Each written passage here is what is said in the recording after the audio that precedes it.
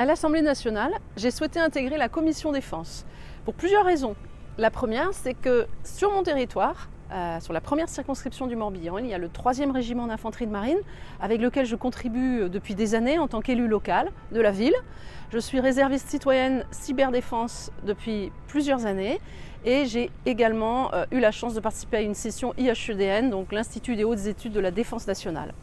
J'ai un intérêt particulier pour les sujets de l'autonomie stratégique et la politique défense de notre pays. Ça m'a paru tout naturel de rejoindre cette commission. J'y siège depuis un an. J'ai eu à cette occasion la possibilité de m'exprimer soit pour mon groupe, soit en posant des questions, 45 fois au sein de cette commission. Qu'est-ce qu'on y fait dans cette commission ?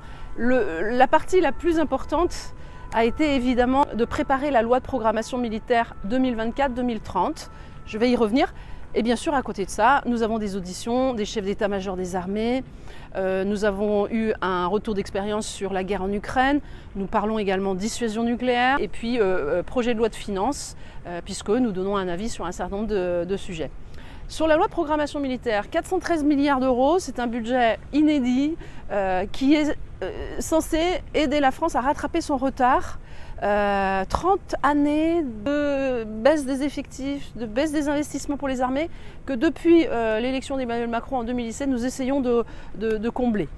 C'est un budget énorme qui va concerner la condition de vie des militaires, le matériel, la réserve, les nouveaux terrains de conflictualité que sont l'espace, le cyber, les fonds sous-marins. Lors de la loi de programmation militaire, j'ai eu l'occasion, ou pour mon groupe ou en mon nom propre, de déposer un certain nombre d'amendements, notamment sur un chapitre qui concernait la cybersécurité et la cyberdéfense. 4 amendements qui ont été adoptés et je m'en réjouis. Et bien sûr, je continuerai à m'investir. Je co-rapporte avec un député LFI de Rennes, Frédéric Mathieu, un collègue, une mission flash sur les défis de la cyberdéfense pour les armées.